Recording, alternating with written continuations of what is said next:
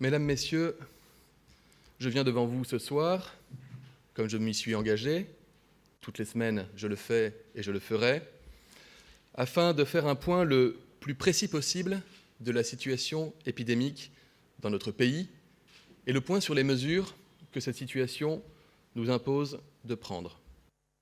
Je souhaite le faire comme le Président de la République et le Premier ministre me l'ont demandé, dans un souci de transparence absolue, cet exercice afin de vous donner des clés de lecture, des clés de compréhension, des clés pour saisir à la fois l'évolution épidémique et à la fois pourquoi nous prenons les mesures là où nous les prenons.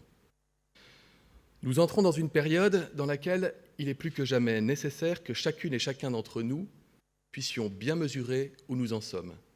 Dans chacune des villes, dans chacune des métropoles, dans chacun des départements français, quelles mesures s'appliquent et quelles mesures sont susceptibles de s'appliquer dans les prochaines semaines en fonction de l'évolution de la situation. Soyons clairs, cette situation, elle continue globalement de se dégrader et la circulation du virus atteint dans certains territoires des niveaux tels que les conséquences sanitaires, et en particulier le niveau de tension hospitalière, que nous mesurons déjà et auxquels nous devrons faire face dans les prochaines semaines, exigent que nous prenions des mesures supplémentaires. Nous ne le faisons pas de gaieté de cœur. Nous le faisons parce que c'est nécessaire, et c'est d'ailleurs ce que font également nos voisins en Europe. Certains voisins, d'ailleurs, je pense notamment à l'Angleterre, vont par endroits encore plus loin. Nous ne découvrons pas cette situation. Tout cet été, j'ai indiqué que le virus continuait à circuler, qu'il restait toujours aussi dangereux.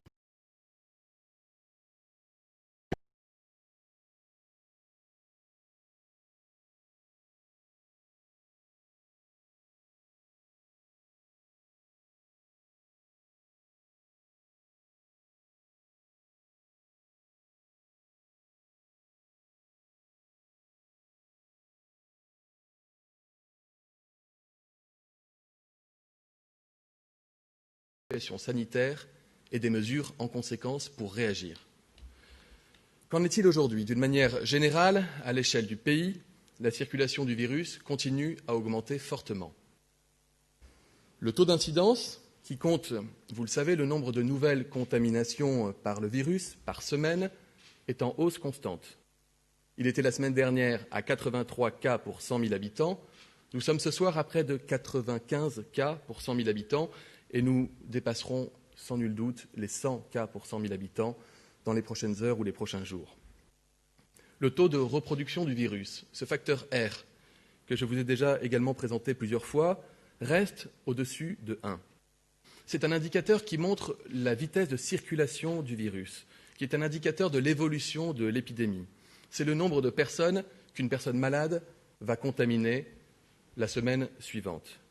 Je vous rappelle que ce R était beaucoup plus élevé lors de la première vague. Il était de l'ordre de 3, voire au-delà. Ce que vous voyez sur ce graphe, c'est qu'il y a plusieurs méthodes pour évaluer le facteur R, selon les admissions aux urgences, selon les appels à SOS médecins ou selon le nombre de diagnostics réalisés par test PCR. Mais ils peuvent varier, mais ils sont constamment au-dessus de 1. Ils sont peu au-dessus de 1, ces facteurs R, mais ils le restent. Peu au-dessus de 1, ça veut dire que si nous réalisons encore quelques efforts dans notre quotidien, j'y reviendrai, et si nous adoptons les bonnes mesures là où c'est nécessaire, nous pouvons le faire baisser en dessous de 1 et ainsi réduire enfin la circulation du virus. Nous l'avons déjà fait collectivement au printemps dernier. L'autre indicateur, c'est le taux de positivité des tests. Je vous le rappelle, sur 100 tests réalisés, combien de tests reviennent positifs? La semaine dernière, je vous ai présenté un taux à 5%. Il est ce soir à 6%.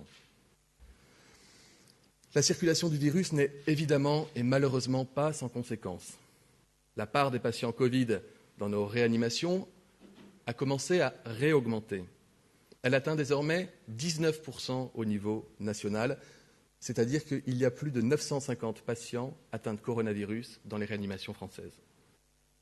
La situation est préoccupante, également dans les services d'hospitalisation, où il y a près de 6 000 malades hospitalisés. Sur la seule journée d'hier, et d'ailleurs en moyenne, depuis quelques jours, nous comptons plus de 600 admissions par jour à l'hôpital et une centaine d'admissions dans les services de réanimation.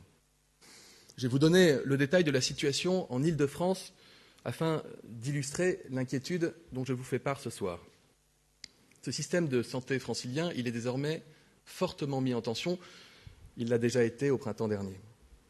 La part d'activité liée au coronavirus aux urgences était en lente augmentation depuis la fin du mois de juin. Elle a doublé en 15 jours. Elle est passée de 2,2% à 4% de l'activité des urgences. Le nombre de patients hospitalisés au sein de la région est lui aussi en augmentation très rapide.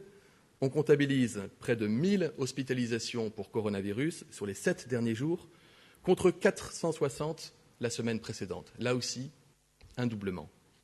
Plus marquant encore, sur les près de 2000 patients hospitalisés avec le Covid, 305 sont hospitalisés en réanimation, soit 27% de la capacité totale de réanimation de la région, contre 18% il y a une semaine. Au rythme actuel, avec environ 50 entrées par jour en soins intensifs, en soins critiques dans les hôpitaux parisiens de l'Île-de-France, contre une quinzaine par jour il y a une semaine, on peut s'attendre à ce que 40% des capacités régionales de réanimation soient utilisées pour des patients Covid d'ici au 10 octobre, 60% vers le 25 octobre et 85% aux alentours du 11 novembre. Sur la diapositive qui va s'afficher, vous avez la situation en région Auvergne-Rhône-Alpes. Qu'est-ce que c'est que cette diapositive ? Elle est inspirée des modélisations de l'Institut Pasteur et tiennent compte de toutes les données dont nous disposons sur la circulation du virus pour pouvoir prédire par avance quel sera l'impact sanitaire à quelques jours et à quelques semaines. Ces modélisations, elles sont réactualisées chaque semaine. Elles ont été réactualisées hier et elles nous montrent que nous nous inscrivons actuellement dans la dynamique telle qu'elle avait été prévue par les premiers modèles d'il y a une semaine et il y a 10 jours. Et elles montrent, si vous lisez bien ce graphe, que d'ici aux alentours du 10 octobre, nous aurions atteint, si la situation devait évoluer de manière constante, le seuil qui correspond aux capacités de place en réanimation dans la région, et quelques jours plus tard, un peu plus d'une semaine plus tard, le seuil maximal des places en réanimation dans la région Auvergne-Rhône-Alpes, quand bien même nous aurions augmenté ces capacités, ce que nous sommes en état de faire, j'y reviendrai. Si je vous montre cette diapositive, ce n'est pas pour faire peur outre mesure, ça reste une modélisation, mais c'est pour vous dire qu'il est encore temps d'agir et que les mesures que nous prenons, et j'y reviendrai tout à l'heure, ont pour objectif de faire mentir cette courbe, ou plutôt de sortir de cette trajectoire et de protéger nos hôpitaux et nos réanimations. Si nous ne prenons pas des mesures rapidement, nous risquons d'atteindre une situation critique dans certaines régions les plus touchées, et ce en quelques semaines. Je vous montre ici la situation aux régions Auvergne-Rhône-Alpes. D'autres régions peuvent être soumises à un fort stress hospitalier et en réanimation. Et une autre différence, j'en ai parlé la semaine dernière, avec la première vague, avec le printemps dernier, c'est que nous ne pouvons pas nous permettre de déprogrammer massivement l'activité chirurgicale réglée. Parce qu'il y a d'autres malades que les malades qui ont le coronavirus. Il y a des malades qui ont un cancer qui doit être opéré, des malades qui doivent se faire poser des prothèses en orthopédie et qui ont parfois retardé leur opération suffisamment longtemps. Et puis les activités de greffe. Nous devons protéger nos hôpitaux, nous devons protéger nos services de réanimation, nous devons protéger les Français. La détérioration de la situation m'amène donc à délivrer un message solennel à chacune et à chacun d'entre nous. La première clé, nous la connaissons et nous la détenons. Respect des gestes barrières, lavage des mains, respect des distances, port du masque et plus globalement, réduction des interactions sociales et vigilance collective, autant dans la sphère publique que dans la sphère privée. Je sais et je mesure pleinement les efforts que chacun d'entre nous réalise au quotidien. Mais on ne peut pas être extrêmement vigilant dans le métro, dans le bus, à son bureau, dans un commerce, et relâcher toute forme de vigilance quand on se retrouve dans un bar ou chez soi en invitant des amis ou au contact de sa famille. On en a tous envie, mais il ne faut pas céder à cette tentation. Il ne faut pas multiplier les dîners, il faut éviter de sortir plusieurs fois par semaine avec des personnes différentes. Encore une fois, si chacun de nous voit un peu moins de personnes par jour, fait un peu plus attention à la distance et au respect des gestes barrières, alors nous réussirons à vaincre ce virus. Certains pays ont parlé du concept de bulle sociale. C'est un peu le concept dont je vous parle ce soir, avec cet effort collectif qui est la clé de notre capacité à maîtriser le virus. Notre stratégie, vous la connaissez, je l'ai présentée la semaine dernière et le Président de la République et le Premier ministre l'ont validée et présentée. Elle repose sur 4 piliers. Les gestes barrières, le triptyque tester, alerter, protéger, une stratégie différenciée de mesures adaptées à chaque territoire et enfin la protection des personnes âgées et vulnérables. Ce soir, c'est sur le 3e pilier, l'approche territoriale dans la lutte contre l'épidémie, que je veux m'arrêter. Pourquoi est-ce qu'on raisonne de cette manière-là, de manière territoriale et de manière différenciée ? D'abord parce que le virus ne circule pas de la même manière selon les territoires concernés. Des endroits où il circule très vite, des endroits où il circule moins vite. Cela nous permet donc sur chaque territoire d'appréhender la situation avec des indicateurs très précis, quotidiens, et de prendre les mesures adaptées en fonction de la situation. Donc cette situation, elle est forcément très variable selon les territoires et métropoles, et vous allez avoir un tableau qui va vous être présenté et qui l'illustre. Il faut donc pour chaque territoire prendre les mesures adaptées, celles qui permettront de poursuivre la vie économique, la vie culturelle, la vie sociale, mais aussi de réduire et de réglementer les événements et activités dont on sait qu'ils sont particulièrement propices à la transmission et donc à la circulation du virus. C'est un équilibre difficile. Nous ne le décidons pas tout seuls d'en haut, nous le faisons grâce à une concertation étroite avec les agences régionales de santé, avec les préfets et avec l'ensemble des élus des territoires concernés. C'est pourquoi, depuis plusieurs semaines, vous voyez des mesures qui sont différentes, mais elles peuvent être différentes et être cohérentes. Et elles le sont cohérentes, prises en fonction des villes, des métropoles, parfois des départements qui sont les plus touchés. C'est une des caractéristiques de la situation actuelle, c'est que la circulation du virus est particulièrement forte dans les endroits où la population est concentrée, c'est-à-dire dans les métropoles. Afin d'être le plus clair possible, je vais vous présenter les différents niveaux d'alerte dans lesquels les départements peuvent se retrouver en fonction de leur dynamique épidémique. Pour classer les départements et les territoires, nous nous fondons sur 3 indicateurs clés dans cette phase de l'épidémie. Le taux d'incidence, c'est ce qui mesure donc l'intensité de la circulation du virus et donc le nombre de malades. Le taux d'incidence pour les personnes âgées de 65 ans et plus, qui sont les personnes les plus fragiles face au risque de faire des formes graves d'infection. Et enfin, la part des patients atteints de Covid dans les réanimations, c'est le reflet de l'impact de l'épidémie sur notre système de santé, c'est notre boussole, c'est ce qui inspire les mesures, protéger l'hôpital, protéger les réanimations, protéger notre système de santé. Comme vous le savez, depuis juillet, plusieurs départements ont progressivement basculé de la zone verte, où le virus circule peu, en zone rouge, où il circule activement, c'est-à-dire où l'on constate un taux d'incidence supérieur à 50 nouveaux cas pour 100 000 habitants. Aujourd'hui, 69 départements ont franchi ce seuil, soit environ 7 sur 10. Dans ces départements rouges, les préfets sont habilités à prendre des mesures pour réduire le risque de contamination, ce qu'ils font pour certains depuis le mois d'août. L'ampleur de ces mesures doit être évidemment strictement proportionnée au risque, ni trop peu, ni trop. C'est la raison pour laquelle le gouvernement a retenu pour ces départements rouges plusieurs seuils d'alerte auxquels correspondent différents niveaux de mesures. La zone alerte, que vous voyez, c'est la zone où le virus circule nettement.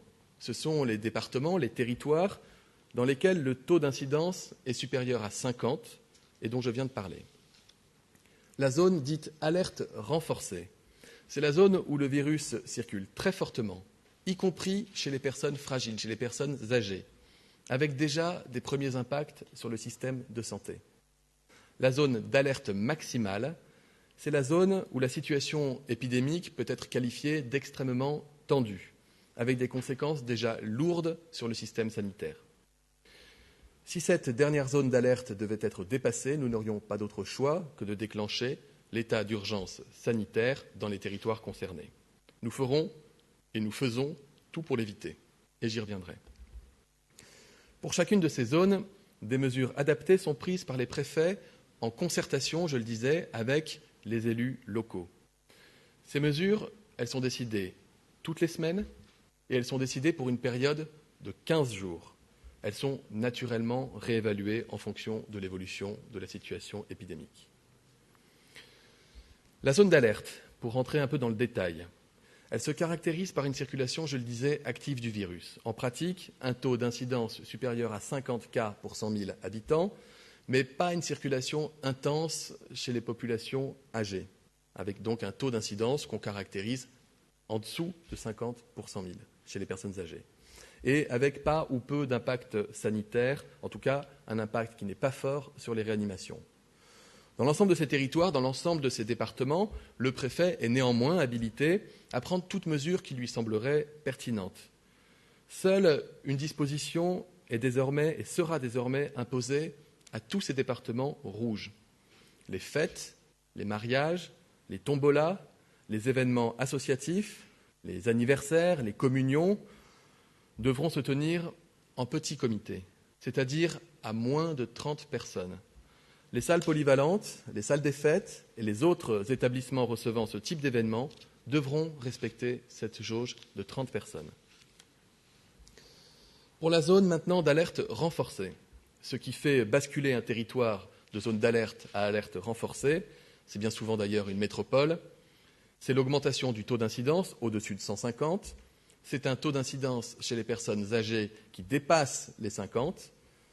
Dans cette zone d'alerte renforcée, il y a une circulation très intense du virus dans la population générale et qui touche les personnes fragiles. C'est un indice que la situation sanitaire est amenée à se dégrader et que des mesures fortes sont donc devenues indispensables pour freiner, enrayer la circulation du virus. C'est cette logique qui a été appliquée à Marseille, à Bordeaux et en Guadeloupe depuis 2 semaines et dont j'ai annoncé qu'elles étaient appliquées à Lyon et à Nice depuis la fin de la semaine dernière. Compte tenu de la situation épidémique, de nouvelles métropoles, que j'avais d'ailleurs citées la semaine dernière comme faisant l'objet d'une vigilance particulière, intègrent désormais cette zone d'alerte renforcée. Il s'agit des métropoles de Lille, de Toulouse, de Saint-Étienne, de Rennes, Paris ainsi que les départements de la Petite Couronne, Rouen, Grenoble et Montpellier. Les mesures qui s'appliqueront à compter de samedi et à l'issue d'une concertation entre le préfet et les élus locaux sont les suivantes. Abaissement de la jauge des rassemblements à 1000 personnes, sous réserve que les protocoles sanitaires y soient strictement respectés.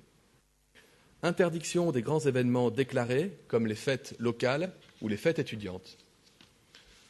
Interdiction des rassemblements de plus de 10 personnes dans l'espace public, tels que plages, parcs. Fermeture anticipée des bars, l'horaire de fermeture étant décidé par le préfet après concertation des élus. Cette mesure sur les bars entrera en vigueur lundi pour laisser le temps utile à cette concertation. En tout état de cause, les bars ne pourront pas rester ouverts au-delà de 22 heures dans l'ensemble de ces territoires. La fermeture des salles de sport et des gymnases. En effet, ce sont des espaces confinés où le port du masque est impossible, voire à minima complexe, et qui sont des lieux, hélas, de contamination importants. La fermeture de toutes les salles des fêtes et salles polyvalentes pour les activités festives et les activités associatives. Cette dernière mesure entrera également en vigueur lundi. Je vous le disais, ces mesures, pour tous les territoires que j'ai cités, vont faire l'objet d'une concertation au cours des 48 prochaines heures. Ces concertations permettront de les préciser, à la fois pour qu'elles soient les plus efficaces possibles dans notre objectif commun, la lutte contre le virus, mais aussi évidemment les plus vivables possibles, car il s'agit bien, je le répète, de vivre avec le virus. Au-delà de ces mesures de nature réglementaire, nous devons, dans ces métropoles plus encore qu'ailleurs, modifier nos comportements et nos habitudes. Le télétravail doit être favorisé autant que possible, en particulier pour les publics vulnérables. C'est naturellement à chaque entreprise, à chaque administration, de voir comment il peut, selon l'activité de chacun, développer au maximum le télétravail, la période récente nous a démontré que le télétravail était à la fois possible et précieux en cas de forte circulation du virus. Il faut donc, dans les métropoles en alerte renforcée, et encore plus dans les métropoles en alerte maximale, le développer très fortement. Nous devons, plus encore qu'ailleurs, limiter les rassemblements privés, réserver ces moments de rencontre à nos plus proches, à nos familles, à nos amis. Tous les contacts sociaux sans masque dans les espaces clos, que ces espaces soient publics ou qu'ils soient privés, doivent être évités au maximum. Ce n'est pas parce qu'on est chez soi avec une dizaine d'amis qu'il y a moins de risques que le virus circule que si nous étions dans un lieu public fermé avec la même dizaine d'amis. Enfin, nous portons une attention particulière aux personnes âgées. À elles plus encore qu'aux autres, je demande la plus grande vigilance. Je sais combien elle est difficile, cette vigilance, de tous les instants, mais je sais aussi combien elle est précieuse, compte tenu du risque de développer des formes graves de la maladie.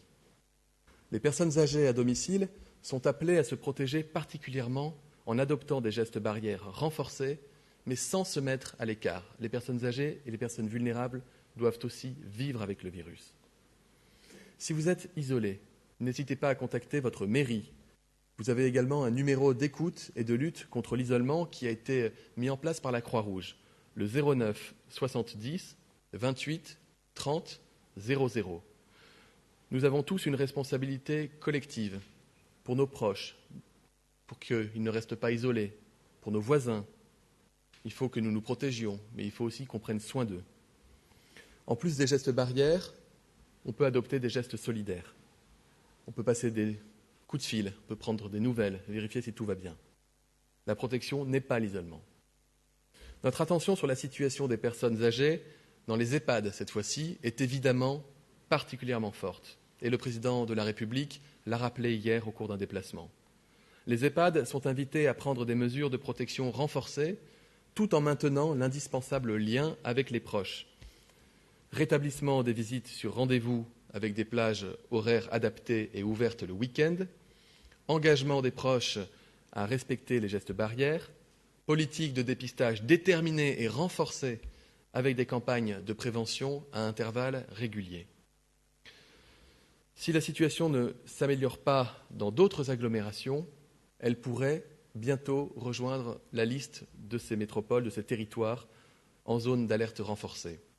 Je vais en citer 4 en particulier: Tours, Strasbourg, Dijon et Clermont-Ferrand. Si la situation se dégrade encore pour les territoires qui sont déjà en alerte renforcée, ils peuvent alors passer en territoire dit en alerte maximale. Les seuils qui déterminent ce passage sont un taux d'incidence supérieur à 250 pour 100 000 habitants dans la population générale, un taux d'incidence supérieur à 100 pour 100 000 habitants chez les personnes âgées, et enfin, un impact mesurable significatif sur les réanimations, c'est-à-dire quand au moins 30% des lits de réanimation à l'échelle de la région sont occupés par des patients atteints de Covid. J'insiste sur ce point, vraiment, c'est le point le plus essentiel. Il s'agit d'un niveau qui met, dès lors qu'on l'atteint, fortement en tension notre système sanitaire. Sont concernés par ce passage en alerte maximale la Guadeloupe et la métropole d'Aix-Marseille. En Guadeloupe, parce que le taux d'incidence a encore progressé depuis la semaine dernière, il est passé de 250 à 290. Le taux d'incidence pour les personnes âgées a également progressé, il dépasse les 200. À Marseille, certains diront, n'y a-t-il pas un paradoxe, puisque on peut constater un frémissement s'agissant de la courbe d'incidence et d'un certain nombre d'indicateurs depuis quelques jours. Je veux mettre 2 alertes. La première, c'est que tous les experts nous le disent, il faut un temps long pour considérer qu'un territoire est en train de gagner progressivement la bataille contre la circulation du virus. 3-4 jours de stabilisation affichés ne suffisent pas à considérer qu'on est véritablement sur la bonne voie. On peut évidemment l'espérer. Si c'est le cas, nous en aurons la confirmation au cours des prochains jours. Les experts disent qu'il faut au moins 10 à 15 jours de réduction consécutive, à minima de stabilisation de ces indicateurs pour qu'on considère qu'on est sur le chemin pour vaincre la circulation du virus. La deuxième raison pour laquelle nous basculons Marseille, c'est que de fait, le taux d'incidence reste supérieur à 250 en population générale et il est de 180, donc très au-delà du seuil, pour les personnes âgées de 65 ans et plus. Et par ailleurs, le taux d'occupation des réanimations est supérieur à 30% pour les seuls patients Covid. Sur la seule journée d'hier, 20 patients ont été hospitalisés pour des formes graves de Covid-19. Pour répondre à cette situation, de nouvelles mesures s'appliqueront donc à partir de samedi, à l'issue, de la même manière, d'une concertation avec le préfet et les élus locaux. Ces mesures, j'ai conscience qu'elles sont difficiles, mais elles sont, et nous en sommes convaincus, nécessaires. Il s'agit tout d'abord de la fermeture totale des bars et des restaurants, de la fermeture de l'ensemble des établissements recevant du public, sauf s'il existe un protocole sanitaire strict déjà mis en place. À ce titre, les lieux culturels, comme les théâtres, les musées, les cinémas, disposent de protocoles sanitaires stricts et ne sont donc pas concernés par les mesures de fermeture. Et par ailleurs, nous incitons au maximum au télétravail pour l'ensemble des activités pour lesquelles c'est possible dans ces territoires. Ces dispositions, elles sont temporaires. Elles concernent donc des zones d'alerte renforcées, des zones d'alerte maximale. Elles sont malheureusement les seules de nature à limiter les contaminations. L'objectif est qu'elles ne durent pas plus de 2 semaines, le temps de freiner la propagation du virus. Elles impactent très fortement certaines entreprises, certains secteurs, notamment les bars et les restaurants dans les zones en alerte maximale. Toutes ces entreprises, les restaurants de Marseille, les clubs de sport, etc., seront financièrement évidemment soutenus. L'ensemble des dispositifs qui ont été mis en place au moment du confinement leur seront de nouveau ouverts. Fonds de solidarité, quel que soit le secteur d'activité, exonération des cotisations sociales, activité partielle sans reste à charge pour l'employeur. Le ministre de l'Économie et de la Relance, Bruno Le Maire, aura l'occasion d'y revenir très prochainement. Si toutefois, ce que évidemment nous n'espérons pas, mais si toutefois, malgré ces mesures, la situation sanitaire devait encore s'aggraver dans ces territoires, nous n'aurions alors pas d'autre choix que de basculer ces territoires concernés en état d'urgence sanitaire. Nous ne pourrons pas faire autrement si les réanimations devaient se remplir et saturer. Vous pouvez le constater sur la carte, à date, aucun territoire national n'est concerné par ces mesures d'état d'urgence sanitaire. Par ailleurs, je précise que quelle que soit la zone territoriale concernée, nous avons pris en Conseil de défense et de sécurité nationale ce matin la décision que les enterrements ne seront pas concernés par une restriction ou une interdiction, mais à nouveau, je ne peux que vous inviter à la plus grande des vigilances. J'ai fait le choix aujourd'hui de vous présenter en détail le 3e pilier de notre stratégie face à l'épidémie de coronavirus, qui est notre approche déterminée nationalement, différenciée territoire par territoire, pour que chacun d'entre nous puisse comprendre la situation et ainsi renforcer notre vigilance. Si je devais résumer mon propos en quelques diapos, je vous dirais qu'il y a au total 69 territoires en France qui sont en zone de circulation active à compter de samedi, qu'il y a la bascule d'un certain nombre de métropoles en zone d'alerte renforcée et que la situation sanitaire reste en particulièrement inquiétante en Guadeloupe et à Marseille et que des mesures complémentaires seront donc prises en conséquence dans les 48 heures. Je rappelle notre méthodologie, la façon dont nous prenons ces décisions, des décisions hebdomadaires qui sont appliquées pour au moins 15 jours avec des réévaluations à chaque fois que cela fera sens, à chaque fois que cela sera nécessaire. Et à nouveau, la méthode de la concertation qui est indispensable dans les territoires. Enfin, je voudrais terminer en rappelant les consignes qui concernent tout le monde, quelle que soit la zone dans laquelle nous nous trouvons, le respect des gestes barrières, le lavage des mains, la limitation des contacts et des rassemblements, et je le redis, y compris dans la sphère privée, réduisons nos contacts sociaux, réduisons notre bulle sociale. Et le renforcement de la protection des seniors et des personnes âgées, vulnérables, qu'elles soient à domicile ou qu'elles soient en EHPAD, en rappelant que la protection ne signifie pas la solitude et l'isolement. Hors de question d'en arriver à ce type de situation. Je vous remercie et je vais maintenant prendre, je crois, des questions qui ont été...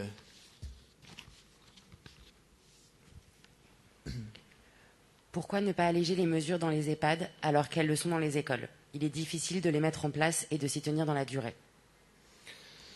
La grande différence entre les écoles et les EHPAD, il y a beaucoup de différences entre les écoles et les EHPAD, bien évidemment, c'est que les enfants sont peu sensibles au coronavirus et que les experts nous disent que les enfants transmettent peu le virus. A l'inverse, on le sait, on l'a vécu pendant la première vague, en France comme à l'étranger, lorsque le virus rentre dans un EHPAD et qu'il contamine un résident ou un membre du personnel, il peut faire des dégâts considérables, faire beaucoup de malades et faire beaucoup de victimes. Il y avait hier soir 180 clusters, 180 groupes de cas identifiés dans différents EHPAD de notre territoire.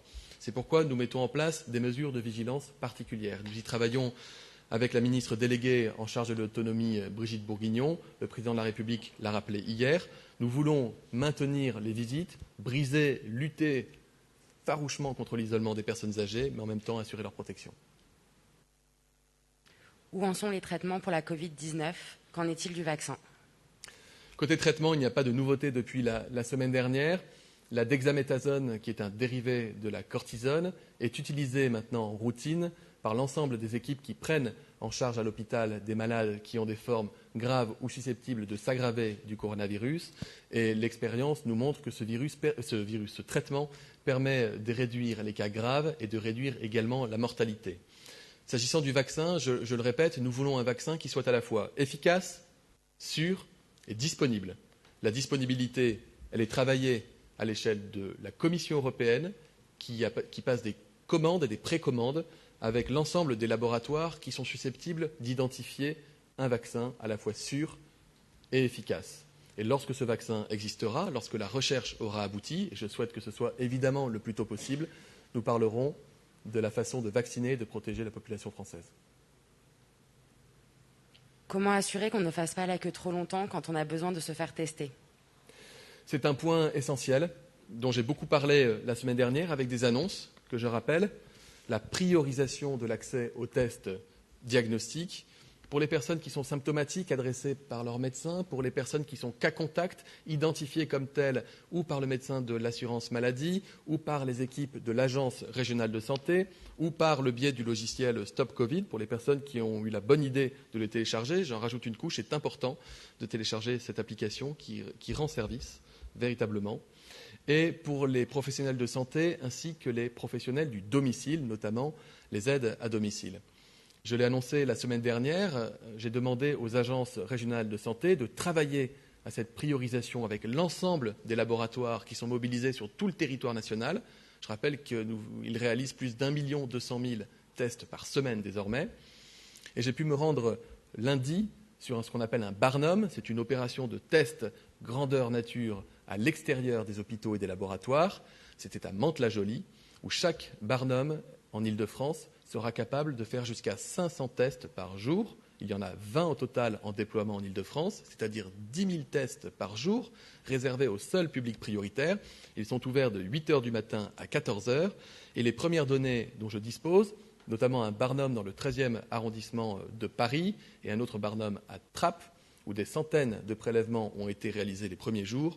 Les résultats de ces tests ont été obtenus dans les 24 heures qui ont suivi. C'est ainsi que nous devons fonctionner. Il est impératif que les personnes symptomatiques, que les cas contacts et les autres publics prioritaires aient un accès facilité aux tests avec des résultats dans les meilleurs délais.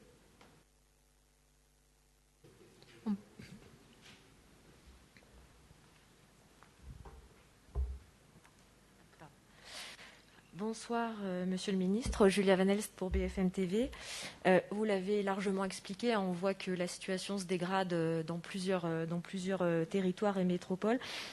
À l'heure où je vous parle, est-ce qu'aujourd'hui, vous pouvez nous confirmer qu'il n'y aura pas de reconfinement, même local, dans ces territoires si la situation venait à se dégrader à nouveau ? Votre question est parfaitement légitime, si je puis me permettre de la caractériser ainsi, d'autant qu'on voit que certains pays autour de nous sont amenés à mener des actions de reconfinement localisées. C'est le cas notamment dans de nombreux quartiers de Madrid, en Espagne. Nous faisons tout pour ne pas en arriver à des mesures de confinement, même partielles et même localisées, même territorialisées. Pourquoi nous prenons des mesures qui sont des mesures fortes et encore une fois qui ont un impact sur le quotidien des Français qui vivent dans ces territoires? C'est pour casser les chaînes de contamination, c'est pour casser la dynamique virale avant que les systèmes sanitaires, avant que les systèmes diagnostiques et de prise en charge soient totalement dépassés. Ce n'est pas le cas aujourd'hui. Nous sommes encore dans un objectif de maîtriser l'épidémie. Nous ne sommes pas dans la situation du printemps dernier et donc nous n'envisageons pas de confinement.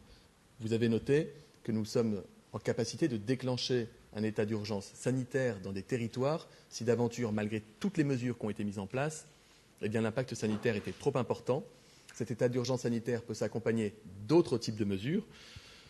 Nous n'envisageons pas de reconfinement généralisé et nous ne souhaitons pas tendre vers un confinement, quelle que soit sa forme. C'est pour ça que nous devons être extrêmement attentifs et extrêmement vigilants. Oui, bonjour, s'il vous plaît, Angela Charlton de l'agence de presse AP. J'ai une question concernant Roland-Garros. Dans votre travail de pédagogie, vous parlez beaucoup de cohérence, mais pourquoi il y a une incohérence avec Roland-Garros qui ouvre dans quelques jours? Il y aura un brassage de foule tous les jours pendant 15 jours. Les groupes de plus de 10 personnes, les gens qui mangent et boivent debout, etc. Donc, pourquoi les spectateurs là-bas auront les règles différentes que celles où que le public français ou le public dans les autres endroits de Paris? Ou est-ce qu'il y aura les changements des règles pour Roland-Garros suite à votre annonce ce soir? J'ai annoncé qu'il y aurait une concertation pendant 48 heures entre le préfet, et donc le préfet de police de Paris en l'occurrence, et les élus, pour déterminer les conditions d'application des règles que j'ai annoncées, parmi lesquelles il y a une jauge maximale à 1000 personnes pour des grands événements. Donc cette concertation, le résultat de cette concertation, vous l'aurez lorsqu'elle aura eu lieu. Votre question est tout à fait juste, vous pourriez m'interroger sur d'autres événements. J'ai appelé l'ensemble des maires des communes qui sont concernées par un passage en zone d'alerte renforcée aujourd'hui. Et par exemple, je me suis entretenu avec le maire de Saint-Étienne, de la foire internationale de Saint-Étienne qui doit se dérouler à la fin de la semaine. Dès lors que nous mettons en place des jauges et des limitations, cela a forcément un impact sur tout type de grand événement. Attendons le résultat de la concertation. Bonjour, Hélène Bonnet pour TF1 J'ai juste besoin d'une précision sur la fermeture des bars, notamment à Marseille. Ça s'applique à partir d'aujourd'hui ou de lundi? À partir de lundi. D'accord. Bonjour, Sylvie Burnouf de l'APM. Vous parliez tout à l'heure des barnums et des tests qui étaient rendus en 24 heures, enfin des résultats des tests qui étaient rendus en 24 heures, mais on a l'impression que c'est un petit peu l'exception. Alors quand est-ce qu'on peut s'attendre à ce que sur l'ensemble du territoire, il y ait des délais raisonnables pour avoir un rendez-vous et pour avoir un résultat de son test? Parce que sinon, on se demande quel est l'intérêt de se faire tester. Et j'avais une autre question aussi sur les tests antigéniques. Qu'est-ce que vous pouvez nous dire sur leur prise en charge et sur leur place dans la stratégie de dépistage? D'abord, vous dire qu'à l'échelle nationale, 55% des résultats de tests sont rendus dans les 36 heures. Et c'est 65% ou 66% des résultats de tests qui sont rendus dans les 48 heures. Ce qui veut dire qu'il y a encore au moins un tiers des tests qui sont rendus dans un délai supérieur à 48 heures, donc trop long. Ça ne veut pas dire que ça dysfonctionne partout, mais ça veut dire qu'il y a des endroits en tension particulière. Ces endroits sont notamment les métropoles dans lesquelles le virus circule le plus, puisque par définition, c'est là que vous avez le plus de personnes symptomatiques, le plus de cas contacts, et donc ça embouteille. Et c'est pour ça que ça bouchonne, plutôt qu'embouteille. Du coup, c'est notamment le cas en Île-de-France, c'est pour ça que j'ai parlé des 20 barnums en Île-de-France, mais dans l'ensemble des régions qui sont concernées, des dispositions spécifiques à chaque territoire, qui passent d'ailleurs souvent par le déploiement de ces barnums, sont mis en place pour pouvoir répondre à cette demande, qui est une demande, encore une fois, légitime, que je comprends, que je partage, à laquelle je m'associe pleinement et pour laquelle nous déployons tous les moyens. Sur la question des tests antigéniques, j'ai saisi la Haute Autorité de Santé pour que, sur la base des données dont elle dispose, et notamment des expérimentations qui sont conduites dans notre pays, je pense aux hôpitaux parisiens par exemple, depuis quelques jours, la Haute Autorité de Santé doit rendre, je l'espère, des conclusions demain soir ou après-demain. En tout état de cause, il est prévu que je puisse vous présenter la semaine prochaine une stratégie en matière de tests, tirant conclusion des premières mesures qui ont été déployées pour prioriser les publics prioritaires avec les délais d'accès, également présenter la stratégie avec les innovations, je pense aux tests salivaires, mais également aux tests antigéniques. Nous prenons les 2 dernières questions. Monsieur le ministre, j'ai un point qui pose aujourd'hui difficulté, c'est la gestion des cas contacts. Alors je voudrais que vous nous disiez aujourd'hui, voici un point de la situation. Quel est le nombre de ces brigades sanitaires? Combien de monde aujourd'hui sont affectés à ces cas contacts? Parce qu'il me semble, enfin selon les observateurs, qu'il y a vraiment difficulté. Alors il y a en moyenne entre 2 et 3 cas contacts par personne positive. Donc lorsque vous faites 10 000 diagnostics PCR un jour comme aujourd'hui, je ne sais pas si c'est 10 000, mais c'est aux alentours de 10 000, probablement, je n'avais pas encore les chiffres avant de venir vous voir, ça veut dire que vous aurez demain 3 fois plus de personnes à contacter. Ce qu'on appelle le contact tracing, le traçage, pour savoir avec quelle personne vous avez été en contact étroit et que vous avez été susceptible de contaminer malgré vous. Ce traçage, il repose sur 3 niveaux d'intervention. Les médecins, l'Agence régionale de santé et l'assurance maladie. Votre question me permet d'ailleurs d'inviter les personnes qui sont diagnostiquées positives par test PCR à ne pas hésiter à contacter leur médecin quand ils le savent. Ils ne sont pas obligés d'aller le voir. La télémédecine, les téléconsultations restent parfaitement d'actualité. J'ai fait en sorte qu'elles soient prises en charge à 100% par la sécurité sociale. Il n'y a pas d'avance de frais, il n'y a pas de reste à charge. Il ne faut pas hésiter à appeler le médecin, parce que le médecin a toute sa place dans le dispositif de traçage, de tracing, pour accompagner, expliquer également aux personnes qui vont être mises à l'abri comment cette période va se dérouler. Par ailleurs, nous déployons avec les agences régionales de santé des dispositifs d'appel ou de contact par SMS, selon les publics, avec au moins 2 prises de contact dans la semaine de mise à l'abri, et davantage évidemment si les personnes sont vulnérables. Je profite de votre question pour remercier toutes ces équipes qui n'ont jamais arrêté de travailler, y compris au cœur de l'été. C'est un travail qui est compliqué. Je remercie aussi les Français qui font preuve de civisme et qui répondent à ces enquêtes de traçage. Ce n'est pas toujours le cas, alors que c'est fondamental. Si vous êtes positif, diagnostiqué au Covid, vous devez participer à ce travail de traçage pour protéger les personnes que vous avez pu contaminer. Et si vous êtes personne positive au Covid et si vous êtes cas contact, vous devez impérativement respecter l'isolement, la mise à l'abri sur la période de 7 jours.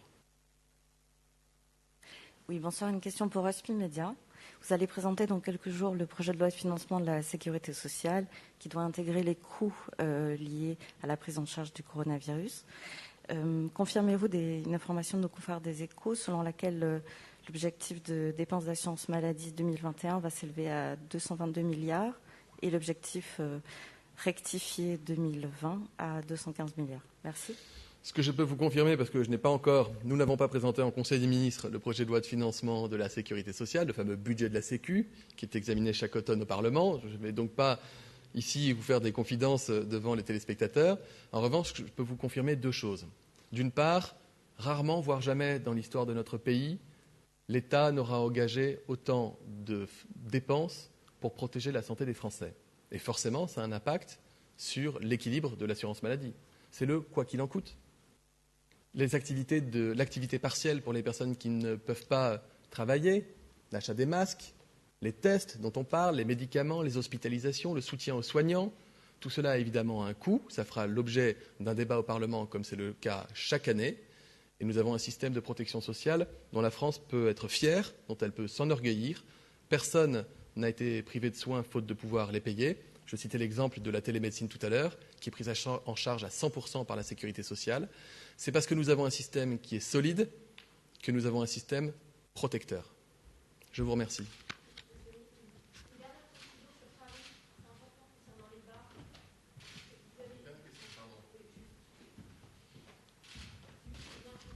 Dites-moi. Une dernière question. Vous avez évoqué les bars, la fermeture, si je ne me trompe pas, des bars à 22h, c'est bien ça. Vous n'avez pas évoqué les restaurants. Est-ce que c'est également les restaurants ou pas, ou que les bars? On fait la différence entre les bars et les restaurants. Les difficultés que nous avons constatées, et notamment au cours de l'été, vous savez qu'il y a des mesures qui font qu'on ne peut pas se tenir debout sans masque dans un bar. On doit mettre son masque même lorsqu'on va se déplacer pour aller se laver les mains ou aller aux toilettes ou aller passer des commandes. Ce n'est pas toujours respecté. Il y en a qui le respectent et je les en remercie. Il y a des endroits où c'est plus difficile. Et passer une certaine heure le soir, quand on a un peu passé l'heure de l'apéro, c'est encore plus difficile de faire respecter cela. Et il y a des études qui montrent, notamment des études internationales, que parmi les personnes contaminées, un plus grand nombre avaient fréquenté un bar les jours précédents. C'est un facteur différenciant entre les personnes qui ont été contaminées et celles qui ne l'ont pas été. Pour les restaurants, la situation est différente. On voit moins de gens debout à l'intérieur d'un restaurant. Il y a moins de brassage, y compris lorsque la nuit profonde est tombée. Et les mesures sanitaires qui ont été appliquées, les distanciations entre les tables et entre les groupes, permettent d'assurer leur bon fonctionnement. C'est pourquoi nous privilégions des mesures concernant les seuls bars, dans les zones en alerte renforcée, notamment Paris, alors que dans les zones où vraiment le virus circule trop et les personnes âgées sont les plus touchées, les zones d'alerte maximale, là nous sommes contraints de prendre des mesures plus strictes, y compris incluant les restaurateurs qui, je le précise et je le répète, seront évidemment accompagnés et soutenus par l'État. Je vous remercie.